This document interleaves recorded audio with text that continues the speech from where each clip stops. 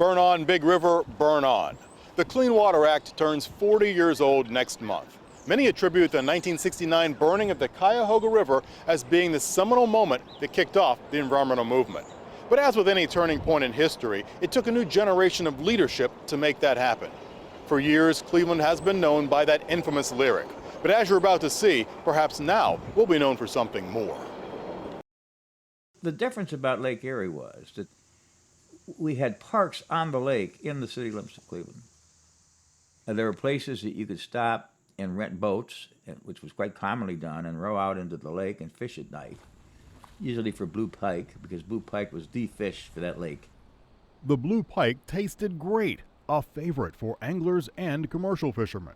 So the butcher shops around town would have signs in the window every Friday saying, "Fresh blue pike today," you know. We used to use coal shovels to shovel them in the boxes to get processed, you know what I mean? Big wide shovels. Blue pike have gone the way of passenger pigeons and dodo birds, extinct. Here's the last blue pike, frozen in time at the University of Toledo. Jim Anthony caught it in 1962. He thought about eating it for old time's sake, but he stashed it in his freezer. Now, it's his gift to science. I personally always believed that it was the pollution that killed them off. Some say the blue pike was overfished, but pollution from the Cuyahoga River didn't help. All the chemicals they used to make steel, they would just put them in there, and they would stay there. And I don't remember many people paying a lot of attention to it. The river itself used to carry 1 to 1.5 feet of oil on its surface. And then they actually had people put yardsticks in to try to measure just how much oil was on the top of the surface of that river. In the 60s, Cleveland civic leaders talked a lot about the river. They knew what needed to be done, and they needed someone who could make it happen.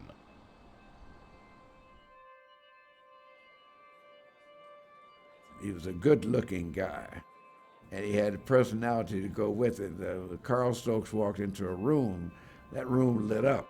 Well, he was like a rock star. You know, he was the first black mayor of a major city. It was 1967. Cleveland, at that time, was the 8th largest city in the nation. We had a population here in the city in excess of 800,000. Stokes was a lawyer fascinated by politics. He figured out how to win elections by appealing to blacks and whites 4 decades before Barack Obama came on the scene. I mean, he was a hell of a speaker. You know, everything you might want to say about Obama would apply to Stokes, I guess. All of the news services and all the TV stations nationally had people stationed here because they were looking to Carl and say, what is he going to do? And then everyone was watching him to see how good a mayor he would be. Stokes was barely 40. He brought new faces to City Hall, including Ben Stefanski, a law school grad and banker who was just 28.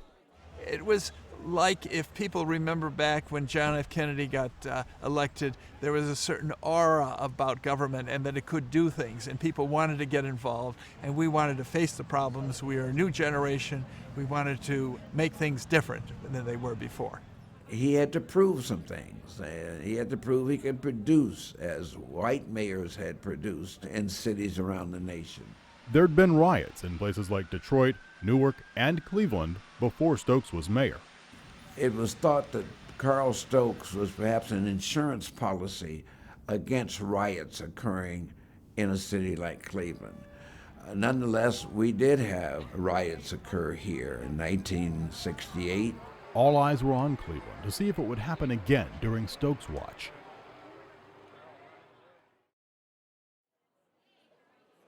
There's a lot more swimming on these beaches now. I can't get anybody to remember this, but I know it's true. We have a park called Edgewater Park, and it's got a fairly large beach. And at one point in the 60s, they actually built a swimming pool in the lake. There really was a swimming pool in the lake. It was 1969. Carl Stokes hoped it would help keep the peace in the heat of that summer. Let me urge all of you to make maximum use of our swimming facility here. We looked around and the mayor's cabinet said to Carl, what should we do? And I came up with the idea that we needed to have activities for the kids, and we needed them this summer. And where would that be? Well, on the beaches, because we had the lake here, but the lake was dirty. We said, well, we thought if we could chlorinate part of the beaches, we would have summer activities for the kids. So you do this every day in your yard? Nobody had done it anywhere. It just sort of common sense. You looked at it. When you go to a swimming pool, what do you have in there to keep the water clean? Chlorine. So you have to contain the area where the beach is so the chlorine can work.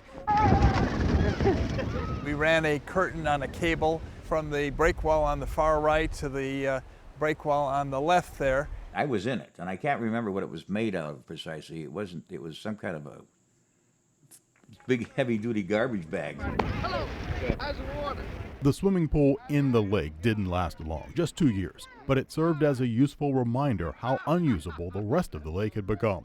I know it sounds preposterous, but it wasn't preposterous back then, because if you wanted to swim in the lake, that was the best you were going to do. You were in the lake, but not part of the lake.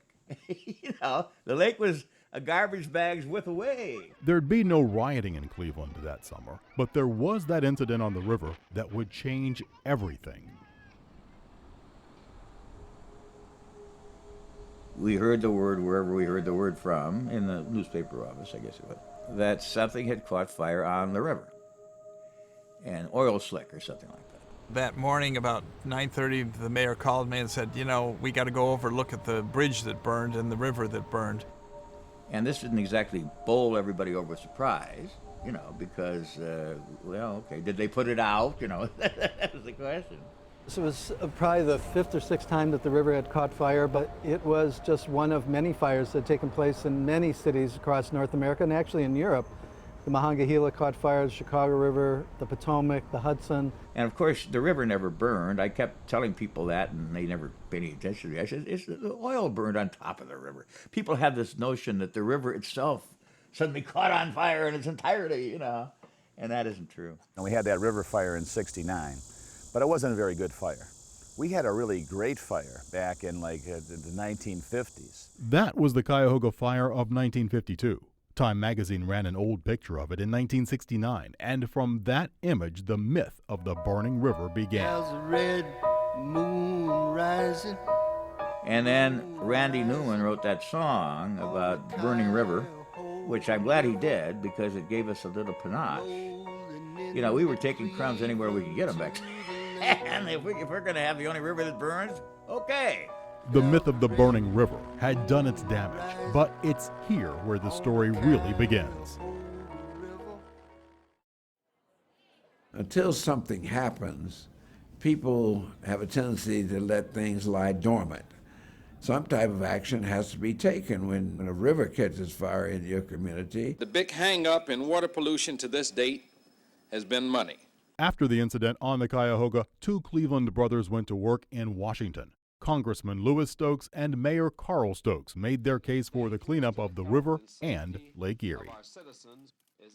I had talked with the chairman of one of the subcommittees dealing with public works. He said to me, Lou, perhaps if you introduce legislation to make a pilot project of the Cuyahoga River, that being that if we can clean up the Cuyahoga River, we ought to be able to clean up then any nasty, dirty, filthy river in America.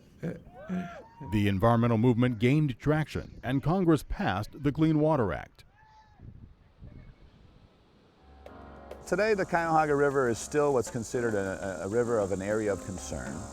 That being said, we have been able to clean it up almost completely. We can see fishermen back in the river fishing. It's a productive piece of water.